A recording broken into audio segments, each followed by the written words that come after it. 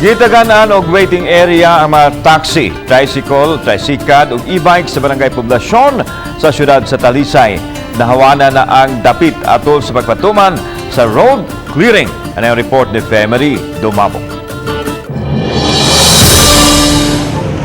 Sa yuning tuiga, striktong gipahawanan sa mga namaligya atol sa road clearing operation kining dapit nga sentro sa barangay Poblasyon sa gawa sa Santa Teresa de Avila Church. Humanahawan ang dapit, mato di Kapitan Edward Alisna, ngang maong lugar sa barangay Poblasyon, magsilbi karon nga waiting or parking area sa mga taxi, tricycle, tricycad ug e-bike. Ilabi na nga matag adlaw usa na kini sa dagsaan sa mga pasahero.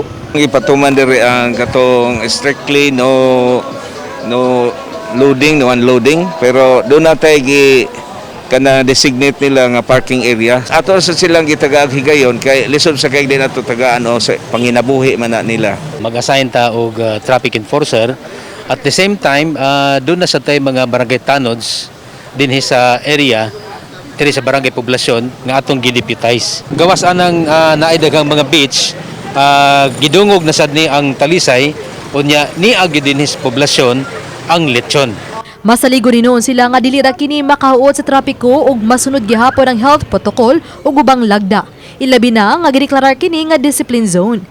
Ang maong lugar sa barangay Poblasyon may kapato nga discipline zone sa dakbayan sa Talisay. Ato yung gusto ang tibuok Talisay maoy mahimong discipline zone regardless sa iyang distance from the police station.